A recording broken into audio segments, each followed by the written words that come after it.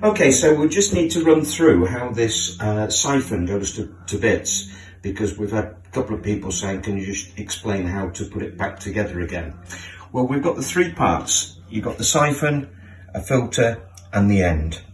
And if you look at the end here, that needs to go upright in here. So you can see there's three slots just for that to slot into.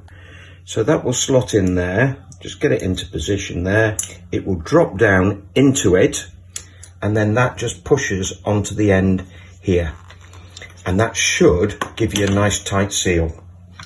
So when we come to siphon, obviously that goes into our bucket and we pump up and down for the siphon to work. Now, if we end up with a slight problem that maybe something's not working with the siphon, what we can do is we can take this top section off here so that the siphon will then come out. So this is now out of the actual siphon. If we want to get rid of this one, again, this comes off here and we can drop that off and put that on. So if the siphon's not working as an automatic pump, we can drop this into the bucket and then siphon into our container below. It won't act as a pump, but at least it will solve the problem in the very short term.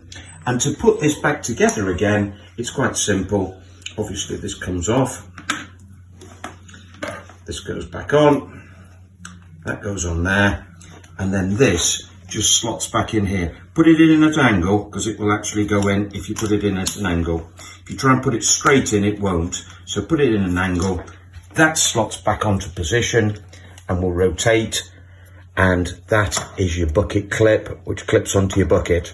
And don't forget, the siphon will also clip onto there or onto there if you're in rest position. Okay, so I hope that helps.